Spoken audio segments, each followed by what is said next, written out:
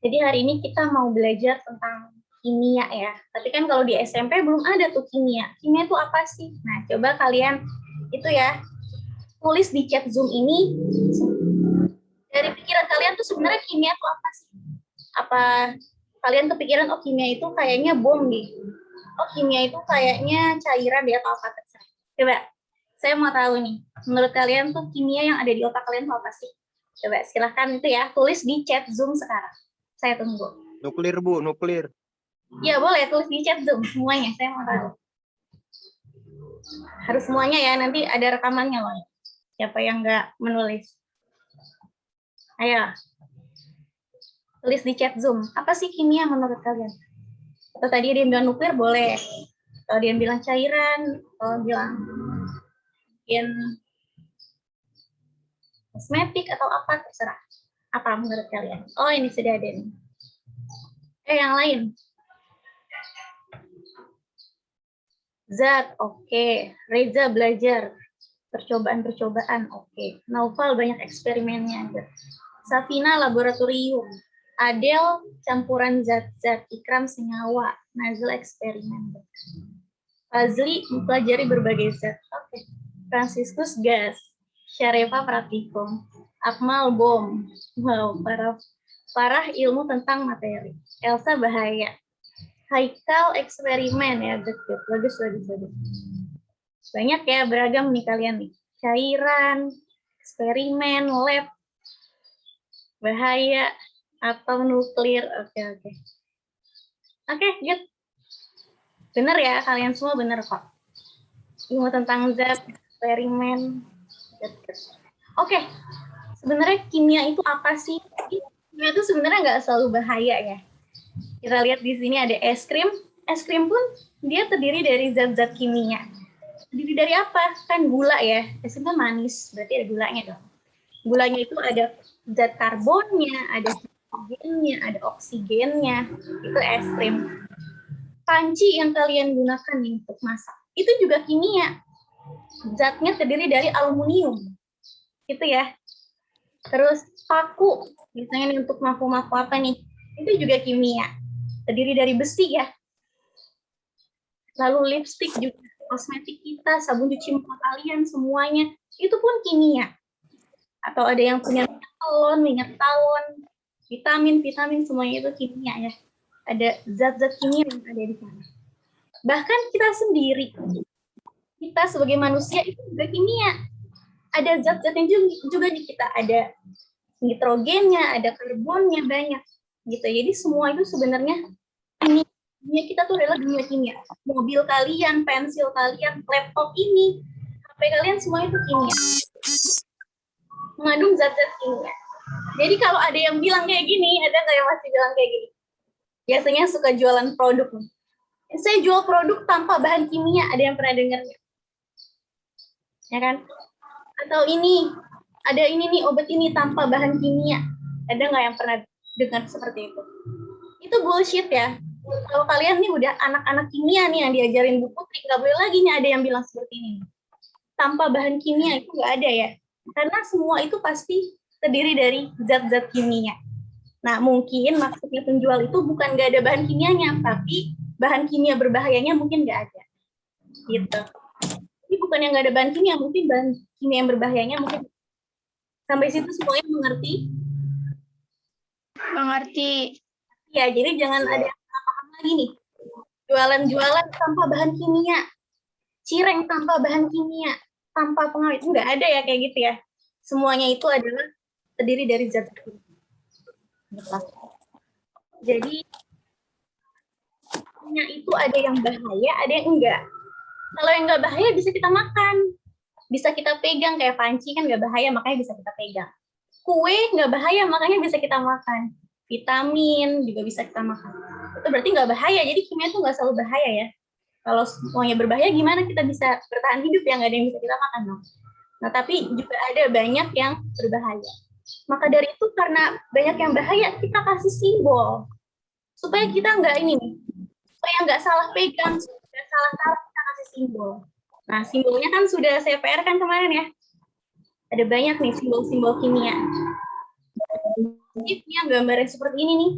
Ini artinya mudah meledak. Jadi kalau ada botol kimia di laboratorium nanti, ada yang gambarnya seperti ini, jangan sekali-kali kalian taruh dekat api. Bisa kebakaran tuh LED-nya. Gitu ya. Jadi itu fungsinya kita simbol-simbol. Oh ini oxidizing ya, itu untuk apa sih? Nah supaya zat-zat yang dikasih gambar ini, jangan taruh di dekat matahari. Kenapa? Nanti bisa berubah warna. Kalau berubah warna nggak bisa lagi kita pakai. Kita harus beli lagi, mahal lagi. Gitu ya. Jadi laboratorium kimia itu terstruktur. Ini disimpan di sini, ini disimpan di gelap, ini di sini terang gitu. Makanya semuanya ada yang oxidizing nih, perubahan warna kalau di kehidupan kita sehari-hari contohnya apel. Coba kalian kalau punya apel dikupas. Nah, setelah itu taruh di meja. Nanti warna apelnya jadi apa tuh? Ada yang udah pernah?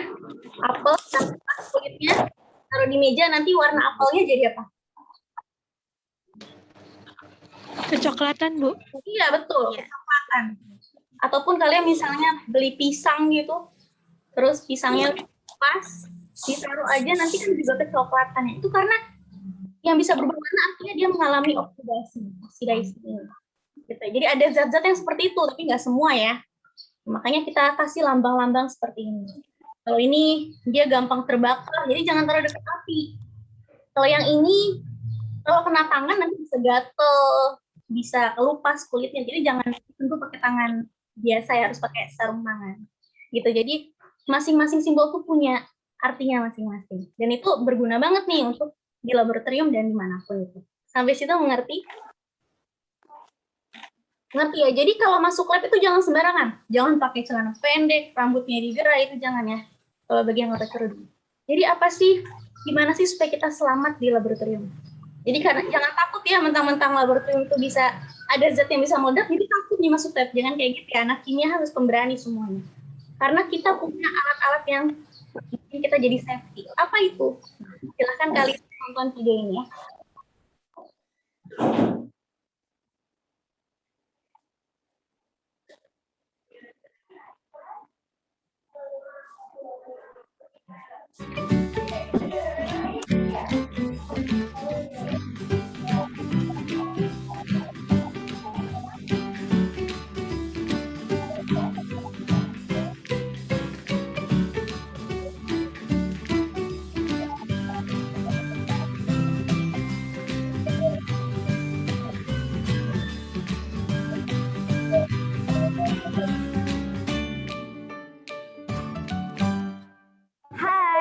Saya Rima Rizkita Ananda dari Pendidikan Kimia Universitas Negeri Jakarta. Selamat datang di video demonstrasi keselamatan kerja di Laboratorium Kimia.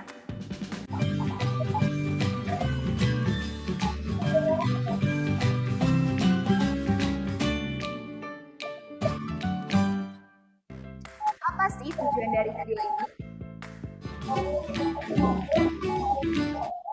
Tujuan dari video ini adalah untuk mengetahui dan memperbaiki keselamatan kerja di laboratorium kimia, serta dapat menghindari kesalahan dan kecelakaan saat melakukan praktikum kimia dasar.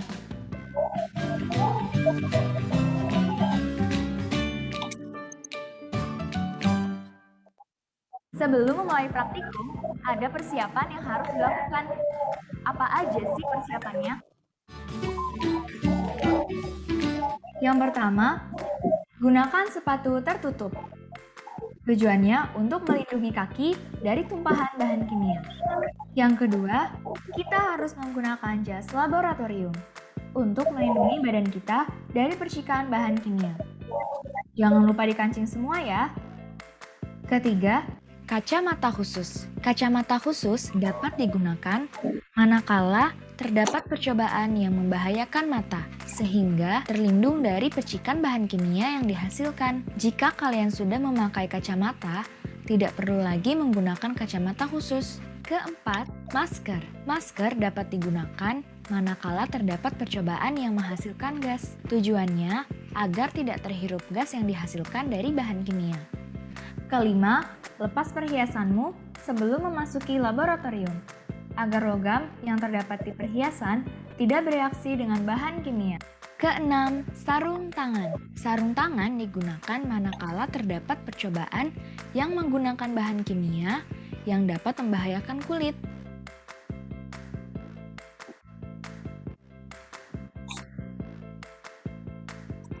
Adapun peraturan lain di dalam laboratorium kimia adalah datang tepat waktu, bertanggung jawab, mematuhi segala instruksi baik secara lisan maupun tertulis, dilarang makan dan minum, membuang limbah alat dan limbah bahan dengan benar, melaporkan segala kejadian apapun kepada asisten laboratorium, laboran, dan dosen pengampu praktikum. Panduan selengkapnya dapat kamu lihat di panduan praktikum.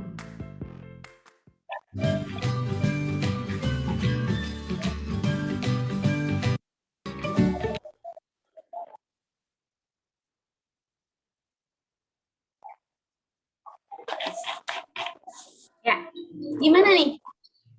Paham semuanya? Apa yang harus kalian lakukan sebelum masuk lab, semuanya sudah paham? Paham ya? Jadi jangan sampai pakai seragam aja langsung masuk lab tuh nggak boleh. Harus pakai jas putih tadi ya, itu namanya jas lab. Lalu pakai sepatu, jangan pakai sendal. Apalagi lepas sepatu, jangan. Karena nanti kalau ada tumpahan cairan kimia ke kaki kalian, bisa aja kalian langsung berdarah atau apa. Jadi supaya safety ya, kita pakai semuanya tuh. Nah, semoga nanti. Kenapa? Bisa. Bisa bolong nggak Bu kaki? Bisa. Bisa ya. Tapi untuk beberapa aja. Beberapa ada yang bahaya, ada yang enggak. Jadi harus diperhatikan. Bahkan ada juga nih beberapa ya pengalaman di waktu saya kuliah, ada yang bajunya sampai bolong ya di tangan.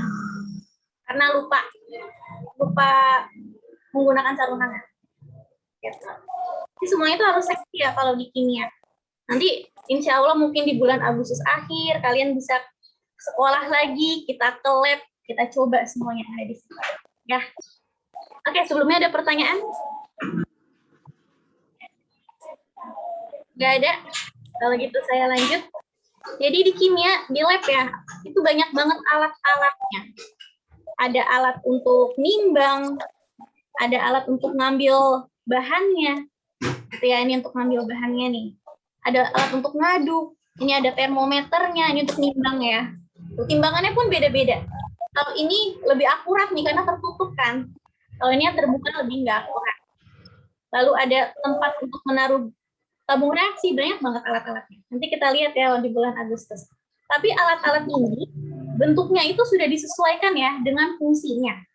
Jadi nggak karena kayaknya bagus deh bentuknya lonjong aja deh, nggak gitu ya, atau bentuknya bulat aja kayaknya lebih estetik, nggak gitu. Jadi kalau alat kimia itu semua bentuk sudah disesuaikan dengan fungsinya masing-masing. Jadi bukan karena iseng aja ya, maunya lurus aja deh kayaknya lebih bagus, nggak kayak gitu.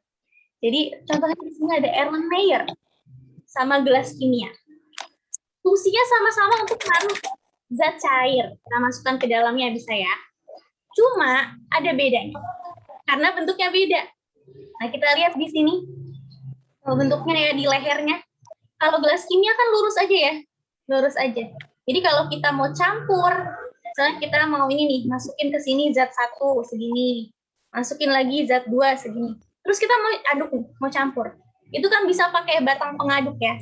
Jadi kalian pakai batang pengaduk untuk mencampur. Batang pengaduknya jangan dari logam, karena bisa bereaksi. Jadi harus dari kaca. Kalau kaca nanti nggak ikut bereaksi tuh. Jadinya nggak rusak. Nah, kalau Erlenmeyer untuk ngaduk larutannya itu nggak perlu pakai batang pengaduk. Kita cukup goyang-goyangkan saja, gitu ya. Kenapa? Karena dia punya leher yang lebih kecil ini. Jadi kalau kita goyang-goyangkan nggak akan tumpah. Coba kalian bayangin ya, kalau pakai ini terus kalian goyang-goyangkan, bakal tumpah tuh ke kaki, nanti bahaya. Gitu ya. Jadi semua bentuk itu sudah disesuaikan dengan fungsinya masing-masing. Sampai sini semuanya paham? Paham, Bu. Paham ya? Oke, kalau lanjut ke kimia. Kita kan lagi belajar kimia ya, nanti 3 tahun kita belajar kimia nih. Sebenarnya kita belajar apa sih selama 3 tahun ini? Kita akan belajar materi sama perubahannya. Gitu ya. Materi itu apa? Semua yang punya massa sama menempati ruang itu semua ada materi. Kalian juga materi karena kalian punya berat badan dan menempati ruangan rumah kalian. Tempat pensil juga materi karena tempat pensil punya berat, entah itu berapa gram ya tempat pensil kalian, dan menempati ruang kalian. Jadi semua itu adalah materi ya. Jadi itu akan kita pelajari. Bedanya apa dengan fisika dan biologi? Nah, bedanya di sini nih. Kalau kimia itu kita belajarnya di skala atom ya. Kalau fisika mungkin kalau kita belajar itu hanya yang bisa dilihat oleh mata kita. Oh, ini mata kita melihat mobil itu gerak ke sana, gerak ke sini, itu kan fisika. Nah, tapi kalau kimia itu sampai ke skala atom. Sampai berpikir kayak gini. Mobil kalau kita zoom itu kayak gimana ya bentuknya?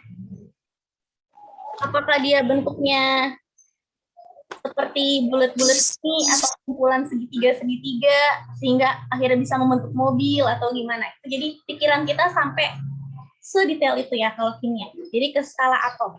Kalau kita zoom sampai sekecil-kecilnya sampai nggak bisa di zoom lagi, itu gimana ya bentuknya? Gitu. Itu belajar kimia seperti itu. Lalu perubahannya itu warnanya berubah. Oh, kok tadinya pink jadi merah sih? Kenapa kayak gitu? Kita belajar. Oh, kok tadinya dingin jadi panas, itu kenapa? Jadi kita belajar juga perubahannya. Itu ya, jadi selama 3 tahun ini kita akan belajar secara sistematis. Senang aja, pasti kalian bisa semua kimia. Oke, jadi dalam dunia kimia itu ada 3 dunia ya. Ada dunia makro, mikro, dan simbol. Jadi kalau dunia makro itu yang bisa kita lihat oleh mata kita. Oh, kita lihat di sini ada panci, gitu ya. Di sini ada panci. Oh, berarti kan bisa dilihat oleh mata kita. Itu namanya dunia makro. Kalau submikro, kita zoom. Kita zoom sampai nggak bisa di zoom lagi. Itu sebenarnya bentuknya seperti apa sih panci ini? Oh, ternyata panci itu terbuat dari aluminium ya. Jadi kumpulan aluminium. Dia rapet, gitu ya, rapet gitu sehingga bisa membentuk panci. Jadi kumpulan dari atom aluminium membentuk panci. Itu kita lihat dari dunia mikro, dunia kecil. Nah, dunia ketiga itu dunia simbol. Nah, karena kan tadi saya bilang aluminium terlalu panjang ya, aluminium, gitu, terlalu panjang. Jadi kimia itu suka menyingkat-nyingkat. Makanya kita lambangkan dengan simbol ini. Kalau aluminium lambangnya adalah AF. Kalau besi lambangnya adalah Fe. Gitu. Jadi semuanya itu harus pakai simbol. Loh, kenapa harus pakai simbol? Nah, ini alasannya ya. Karena di berbagai dunia itu kan bahasanya beda-beda ya. Ada yang bahasanya itu Indonesia, besi itu artinya ya besi. Kalau Inggris kan besi itu iron ya. Dalam bahasa Korea, chel. Dalam bahasa Thailand, hel. Dalam bahasa Arab, hadid. Duh, macam-macam nih besi bahasanya. Terus kalau peneliti Indonesia ketemu peneliti Arab, itu gimana caranya ngomong besi? Apakah kita ngomong besi atau ngomong hadid? Atau harus pakai bahasa Inggris, iron. Nah, makanya itu kita pakai yang namanya simbol. Jadi mau dari negara Amerika, mau dari Thailand, Korea, semuanya, ya kalau ngomongin besi, artinya kita ngomongin Fe. Gitu. Jadi karena besi itu simbolnya Fe. Jadi semuanya berbicaranya dengan bahasa simbol. Gitu. Sampai sini semuanya mengerti? Ada yang mau ditanya? Ngerti ya? Jadi makanya kenapa harus pakai simbol tuh seperti itu ya. Jadi diingat-ingat lagi, kimia itu ada 3 dunia. Ada dunia makro besar yang kita lihat, mikro yang nggak kita lihat, dan dunia simbol. Oke. Jadi dunia makro ya. Dunia makro kan kita lihat, oh ini dia namanya paku. Bisa kita guna ini untuk maku rumah, atau maku apa, bingkai atau apa gitu ya. Tapi kan ini yang kita kelihatan di mata. Berarti dunia makro. Nah, kalau kita zoom, ternyata paku ini terdiri dari atom-atom besi yang saling berjajar gini ya. Berjajar, akhirnya dia bisa membentuk paku. Berapa banyak sih supaya bisa membentuk paku? Triliunan. Ya. Jadi, satu ini nggak akan kelihatan di mata kita, terlalu kecil. Jadi, butuh triliunan. Baru tuh ketemu paku yang bisa kita lihat seperti ini. Simbolnya apa? Simbolnya kalau besi itu Fe. Gitu. Jadi ada 3 dunia, makro, mikro, dan simbol. Ada lagi nih contohnya di air. Pasti kalian kan seringnya minum air. Air kan sehat nih kalau diminum. Tapi pernah nggak kebayang? Air itu kalau di zoom kayak gimana ya? Jadi kalau air ya, kalau di zoom sampai nggak bisa di zoom lagi, ternyata dia terdiri dari molekul-molekul air. Ini nih, ini satu molekulnya. Untuk mencapai air yang seperti ini, yang kita lihat, itu perlu triliunan molekul ini. Jadi ini baru 1, 2, 3, 4, 5, 6, 7, 8. Pokoknya perlu triliunan. Baru kita bisa lihat nih, oh air ini ya. Jadi air itu dia terdiri dari molekul ini ya. Apa itu molekulnya namanya? Kalau air adalah H2O. Jadi air terdiri dari hidrogen yang ada 2. H2O itu maksudnya gini ya. Jadi hidrogennya ada 2 dan oksigennya ada 1. Nah ini oksigennya yang merah, ini hidrogennya yang putih. 1H2O belum kelihatan, triliunan H2O baru kelihatan. Sampai sini semuanya paham? Paham, Bu. Paham ya. Jadi kalau ada yang belum paham silakan tanya. Oke. Lanjut ya. Jadi di kimia itu sudah ditemukan 118 atom ya. 118 atom atau unsur yang berbeda. Nah, apa aja tuh? Ada hidrogen, ada litium, ada natrium, berilium, magnesium. Banyak banget yang udah ditemukan oleh peneliti-peneliti kita. Ya. Yang baru ini adanya di Jepang ya, baru ditemukan akhir-akhir ini. Itu ada nihonium yang bawah tuh. Bisa kelihatan ini. Nihonium. Nihon artinya Jepang ya. Makanya di simbolnya NH karena yang menemukan adalah orang Jepang. Gitu. Jadi banyak sekali ini udah ditemukan oleh para peneliti kita. Nanti gabungannya bisa membentuk apa aja? Misalnya tadi 2H, 2 atom H ini bergabung sama oksigen jadilah air, gitu kan? Ataupun emas, emas tuh yang ini ya AU. Kalau emas tuh single, jadi AU aja. Jadi AU gini membentuk emas. Jadi ntar kita akan belajar semua itu. Gitu ya. Jadi ada banyak banget nih atom-atom di sini. Ya, jadi tadi kan kimia itu belajar tentang materi ya. Materi itu semua yang punya massa dan menempati ruang. Nah, materi itu ada yang zat murni, ada yang campuran. Kalau murni berarti terdiri dari satu atom aja. Jadi satu atom yang sama. Jadi misalnya H ya H aja tuh. Li aja. Al aja. Berarti itu murni. Nah, kalau campuran, kalau misalnya campuran berarti harus dicampur. Misalnya kayak air campur gula. Jadilah dia campuran air dan gula. Air dan campur minyak gitu ya. Campuran air dan minyak. Jadi kalau murni dari sini. Kalau campuran kita campur.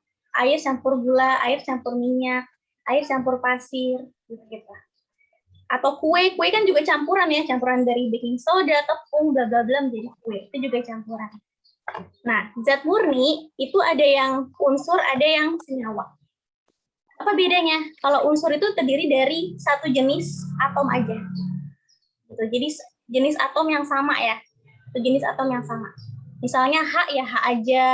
Atau oksigen yang kita hirup itu kan O aja ya. O2 itu berarti atom yang sama. Atau besi tadi Fe kan atom yang sama. Cuma kalau senyawa itu beda-beda. Bisa aja terbentuk dari H dan O, bisa aja terbentuk dari H dan S, bisa aja terbentuk dari C dan O. Gitu. Jadi senyawa itu dia terdiri dari 2 atom atau lebih yang berbeda. Kalau unsur, atom-atomnya sama. Kalau campuran, ada homogen, ada heterogen. Kalau homogen berarti campurannya itu kita nggak bisa lagi bedain setelah kita aduk. Contohnya kan air sama gula. Kalau kalian aduk, kita nggak bisa lagi bedain. Loh, gulanya tadi mana ya? Kok hilang? Berarti kan udah nggak bisa kita itu ya. Pisah lagi, itu namanya homogen. Kalau heterogen, biarpun kita aduk, pun mau berapa kali aduk, itu nggak akan kecampur. Contohnya air dan minyak ya. Kalian mau campur 2 hari pun tetap aja ini air, ini minyak. Gitu. Jadi itu homogen, ini heterogen. Kalau unsur, atomnya sama, senyawa, atomnya tidak, homogen, ketika dicampur nggak bisa kelihatan lagi bedanya, heterogen masih bisa kelihatan bedanya. Sampai situ ngerti? Ada yang mau ditanya dulu sampai sini? Sambil dicatat ya, supaya kalian nggak lupa. Oke, kalau nggak ada pertanyaan, kita lanjut. Jadi di kimia itu ada banyak istilah yang baru bagi kalian. Tadi yang saya sering sebut atom, atau saya sebut tadi molekul, atau senyawa, atau unsur, itu sebenarnya apa sih? Jadi kalau atom itu yang tadi, yang 118 tadi tuh, yang ada di tabel tadi. Ada H, L, I, N, A, itu semua itu atom. Atom-atom yang beda-beda. Nah, atom itu, kalau misalnya dia bergabung, gitu ya, misalnya oksigen, ketemu oksigen. Nah, oksigen sama oksigen gandengan nih. Oksigen sama oksigen gandengan.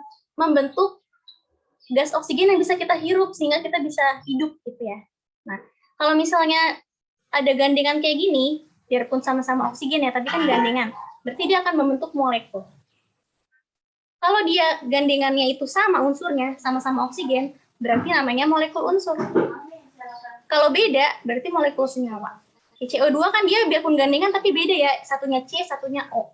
Berarti satunya C, terus bergabung sama O, gini ya. Berarti kan beda tuh, ada C, ada O. Namanya molekul senyawa. Kalau yang bergabung, dia bergabung, bergandengan, itu sama atomnya, itu namanya molekul unsur. Sampai situ ngerti dulu apa bedanya molekul unsur dan molekul senyawa? Gabungan dari dua atom ya. Kenapa? Ada yang mau tanya? Belum ada. Jadi intinya molekul itu adalah gabungan ya, gabungan dari dua atom yang saling gandengan. Dua atom atau lebih, bisa 3, bisa 4, pokoknya dia saling gandengan deh. Itu namanya molekul. Kalau yang gandengan itu jenisnya sama, sama-sama oksigen, sama-sama hidrogen, berarti molekul unsur. Kalau yang gandengan itu beda, satunya C, satunya O, saling gandengan, itu namanya molekul senyawa. Kalau ini kan H sama O ya, tapi dia saling gandengan, berarti molekul senyawa. Kalau unsur, dia itu sangat mandiri ya. Dia nggak usah gandengan. Kayak si paku ini. Jadi paku kan hanya terdiri dari Fe aja. Tapi Fe dan Fe nggak gandengan seperti ini ya. Tuh, nggak gandengan. Jadi dia tuh sama kayak orang baris gitu. Ya udah baris aja. Fe, Fe, Fe, Fe, tapi nggak saling gandengan. Itu namanya unsur. Ya, jadi dia single. Jadi unsur itu single dan terdirinya dari satu aja, Fe ya Fe aja, Na Na aja. Tapi nggak saling gandengan ya. Na, cuman saling nempel aja, nggak gandengan. Atau misalnya ada yang bisa berjarak gini, tapi dia nggak saling gandengan. Kalau molekul dia harus bergandengan ya. Kalau yang bergandengan itu sama atomnya, molekul unsur. Kalau beda berarti molekul senyawa. Sampai sini semuanya paham? Boleh banget kalau ada yang mau tanya. Oke, sebelumnya suara saya masih terdengar jelas kan ya? Masih, Bu. Oke, lanjut. Senyawa. Jadi gabungan atom membentuk molekul. Kalau dia gandengan. Kalau gabungan atom yang nggak gandengan, berarti unsur. Ini nggak gandengan. Kalau ini gabungannya harus gandengan ya. Harus gandengan molekul. Nah, kalau misalnya molekul satu doang kayak air tadi kan ada O ya di tengah, terus ada H-nya nih di sini. Satu doang kayak gini, nggak akan kelihatan di mata kita kecilan. Butuh triliunan H2O baru bisa kelihatan, oh ini air. Berarti air ini ada triliunan H2O. Nah, itu artinya senyawa. Jadi senyawa itu adalah gabungan dari molekul-molekul ini. Gabungan dari triliunan molekul membentuk senyawa. Itu ya. Jadi gabungan dari atom-atom bisa membentuk unsur, bisa membentuk molekul. Kalau gabungannya bergandengan, molekul. Kalau dia single sendiri-sendiri, tapi tetap gabung, tapi sendiri-sendiri, itu unsur. Molekul udah jadi nih. Oh, udah jadi gandengan. Oksigen sama oksigen saling gandengan. Tapi kalau satu nggak bisa kelihatan, butuh triliunan. Kalau udah triliunan dan bisa kelihatan di mata kita, berarti itu udah namanya senyawa. Jadi senyawa itu yang bisa kelihatan di mata kita. Sampai situ paham? Paham ya? Jadi memang ini baru, tapi tenang aja, ini bakal gampang kok. Asalkan kalian banyak ini ya, banyak ngulang lagi. Kita bakal kenalan nih, lebih lanjut dengan kimia. Kalau gitu, ini ya contohnya ya. Ada molekul unsur sama senyawa, ini yang gandengan. Kan molekul gandengan kan? Nah ini kalau yang gandengannya sama, berarti unsur ya, molekul unsur. Tuh, sama kan, sama-sama H, sama-sama O, sama-sama N, sama-sama Cl. Berarti dia molecular unsur. Kalau yang gandengannya itu beda, atomnya, ini ada C sama O nih beda, berarti molekul senyawa. Ini CO2, kalau kita menghembuskan nafas gitu ya, berarti kan mengeluarkan CO2, ini bentuknya seperti ini nih, CO2-nya. Ini NO2, kalau ada di pabrik-pabrik, kalian lihat asap hitam tuh kayak gini nih, ini NO2. Ini H2O air, NO juga asap pabrik sama. Itu ya, jadi yang gandengannya sama molekul unsur, yang gandengannya beda molekul senyawa. Gabungan dari molekul unsur sehingga bisa jadi terliunan dan kelihatan di mata kita, itu namanya senyawa ya. Senyawa aja. Gitu. Oke, sekarang kita bahas ke atom. Tadi kan atom ada 118 ya. Terus pastinya kan peneliti itu berpikir gitu, sebenarnya bentuk atom itu gimana sih? Apa bentuknya segitiga ya? Segitiga. Apa bentuknya mungkin bulat. Atau mungkin bentuknya kotak gitu. Jadi sebenarnya bentuk atom itu seperti apa? Nah, itu sudah ditemukan ya oleh Pak Dalton, disempurnakan oleh Pak Thomson, disempurnakan lagi oleh Pak Rutherford, disempurnakan lagi oleh Pak Niels Bohr, sampai akhirnya kita tahu ternyata bentuk atom terbaru tuh yang ini. Mungkin nanti di era kalian menemukan bentuk atom yang lain ternyata lebih sempurna, ya kan? Bisa aja. Jadi, tapi yang baru ditemukan ya sampai sini ya, sampai ke mekanika kuantum. Oke, sebenarnya bentuknya apa? Apakah dia bulat, kotak, atau apa? Nah, maka dari itu kalian saya tugaskan ini ya. Jadi setiap kelas dibagi jadi 10 kelompok 1 sampai kelompok 10 ya. Nah, untuk kelompok 1 dan 10, kalian cari nih, gimana sih si Dalton ini menemukan bentuk atom. Jadi kalian cari pengertiannya menurut Dalton tuh atom tuh apa sih? Kalian cari gambarnya atom menurut Dalton tuh kayak gimana gambarnya. Kelebihannya Pak Dalton dalam menemukan atom tuh apa? Kekurangannya apa? Gitu ya. Jadi setiap kelompok itu membahas ini ya, pengertiannya, gambarnya, kelebihan, dan kekurangan dari masing-masing yang udah dipilih. Untuk kelompok 1 dan 10 berarti menjelaskan punyanya Pak Dalton. 2 dan 9 Pak Thomson. 3 dan 8 Pak Rutherford. 4 dan 7 Pak Niels Bohr. 5 dan 6 itu teorinya terbaru ya, mekanika kuantum. Gimana pengertiannya, gambarnya gimana, kelebihannya apa, kekurangannya apa, itu yang kalian cari. Bisa kalian jelaskan dengan PPT, atau kalian mau gambar, animasi, atau apa, silakan bebas ya. Ataupun cuma mau ditulis di kertas, terus kalian jelaskan melalui video, itu it's okay. Jadi bebas ya, mau seperti apa penjelasannya, yang penting kalian jelaskan secara berkelompok. Satu kelompoknya ada 4 orang, nanti setelah slide ini saya lihatkan siapa kelompoknya ya. Sampai sini semuanya jelas?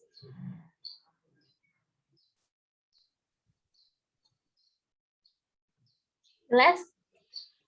Jadi kalian ada itu ya, jadi kalian cari nih pengertiannya, gambar, kelebihan sama kekurangan dari yang ini. Ya, jadi tiap kelompok beda-beda tuh. Kelompok 1, 10 Dalton gitu-gitu ya. Kalian jelaskan bisa dari PPT, kalian buat PPT-nya, terus kalian jelaskan, oh ini nih, pengertian atom ini seperti ini nih, lihat gambarnya seperti ini, misalnya seperti itu, kalian mau buat pakai PPT boleh. Atau kalian gambar sambil ngegambar. Pak Dalton, dia menemukan atom perjalanan kayak gini, itu boleh. Gitu ya. Nah, lalu kalian buat ini nih, video ini, diuploadnya ke YouTube. Jadi tiap kelompok buat video, lalu upload ke YouTube. Tapi ingat, setiap anggota kelompok harus kebagian ngomong. Jangan numpang nama aja, nggak boleh itu. Jadi satu kelompok itu 4 orang ya. Nah, 4 orang ini harus kebagian ngomong. Oh, mungkin yang ini ngomong pengertiannya, yang ini ngomong modelnya, ini kelebihannya. Yang orang ke ini ngomong kekurangannya. Yang penting semua anggota kelompok harus ikut kebagian menjelaskan. Gitu ya, nanti saya lihat. Siapa nih yang nggak ikut kebagian, nanti nilainya jadi nggak ada. Sampai sini paham? Paham ya. Oke, kelompoknya yang mana? Silahkan dicatat ya. Jadi setiap kelas, ini kelompoknya untuk kelompok 1 dari absen 1 sampai 4, kelompok 2 5 sampai 8, kelompok 3 9 sampai 12, kelompok 4, kelompok 5 6 7 8 9 10 seperti yang ditampilkan di PPT. Oh, ada kelas yang cuma 39. Ya.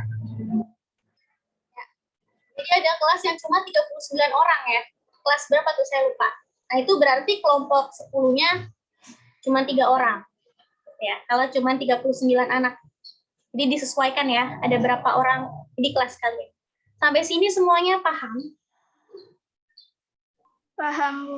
Paham ya. Jadi ini deadline-nya itu hari Selasa ya, hari Selasa minggu depan.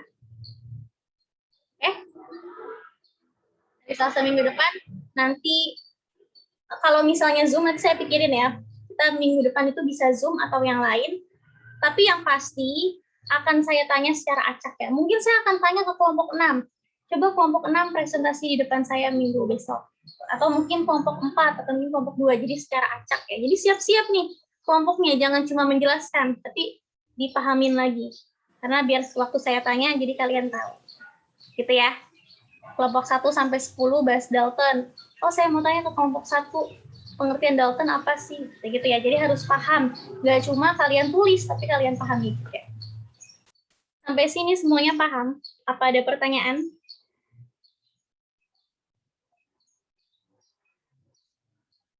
Tidak ada pertanyaan? Untuk absennya, kalau bingung, Bu, saya absen berapa sih, Bu? Nanti saya kirim ya ke PJ-nya. Kalian absen berapa-berapanya. Oke, kalau sudah tidak ada pertanyaan lagi, ada yang mau bertanya tadi tentang atom mungkin? Molekul, unsur? Semuanya sudah jelas? Kalau semuanya sudah jelas, coba nih. Saya mau tanya ke salah satu ya. Oke, ke Wirly. Wirly IPA 4. Wirly, suara saya terdengar? Iya, Bu. Oke, Wirly. Wirly tadi molekul unsur itu apa ya? Molekul unsur itu yang unsur apa? Yang itunya sama. Apa tuh? Apa sih? Atom. Iya, yang atomnya sama. Oke, dia gandengan atau enggak? Gandengan. Gandengan. Kalau unsur apa? Kalau unsur itu apa tadi? Saya lupa. Unsur itu dia memiliki proton sama inti atom ya, Bu? Apa? Oke. Jadi kalau unsur itu dia gabungan atom juga, tapi nggak saling gandengan ya. Dia single. Kayak besi tadi, Fe, Fe, Fe, Fe. Digabungkan Fe-nya, tapi nggak saling gandengan. Itu unsur. Jadi gabungan atom yang sama, tapi nggak saling bersatu, yang saling bergandengan itu unsur. Kalau gabungan atom yang sama, misalnya O sama O, tapi saling gandengan, itu molekul unsur. Oke, satu lagi ke Naufal. Naufal 10 IPA 1. Naufal? Ada Naufal di sini? Ya, Bu, ada, Bu. Oke. Naufal, molekul senyawa itu apa ya? Molekul senyawa tuh yang ini ya, Bu. Apa? Satu ini tuh beda-beda. Oke. Jadi, satu apa tuh yang beda-beda? Satu, apaan sih itu yang bentuk-bentuknya itu beda-beda, Bu. Beda-beda ya? Oke. Ya. Oke, good. Naufal, lanjut ke Nabila. Nabila IPA 4. Iya, Bu. Nabila tadi kalau satu molekul air bisa kelihatan nggak di mata kita? Enggak. Nggak bisa. Harus berapa banyak tuh supaya bisa kelihatan? Triliunan. Betul ya. Jadi satu molekul kan ada H, O, H.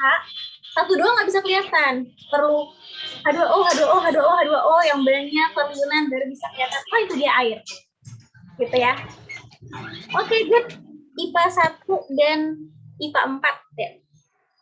Kalau begitu jangan lupa minggu depan ya, deadline-nya ya, tugasnya. Yang menjelaskan Dalton, Rutherford, semuanya tadi. Jangan lupa dikerjakan, dan harus ini nih, semuanya harus ngomong. Satu kelompok, jangan ada yang nggak menjelaskan, nanti nilainya nggak akan saya cantumkan. Oke, kalau begitu silakan siapa? Gias ya? Gias dan Naila untuk men-screenshot teman-temannya.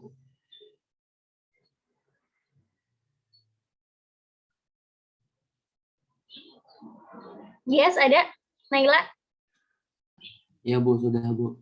Oke, Gias. Naila gimana, Nay? Aman? Sudah, Bu. Oke. Semuanya sudah, Gias, Naila?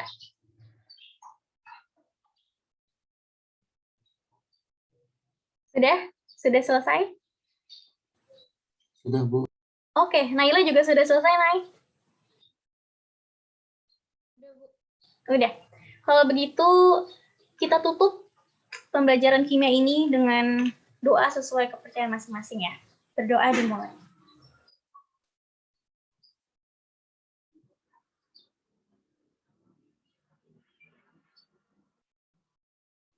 Berdoa selesai. Oke, good. IPA 1, IPA 4, kita ketemu lagi di minggu depan. Nanti saya kabarin apakah Zoom atau lewat apa lagi. Kalau begitu, wassalamualaikum warahmatullahi wabarakatuh.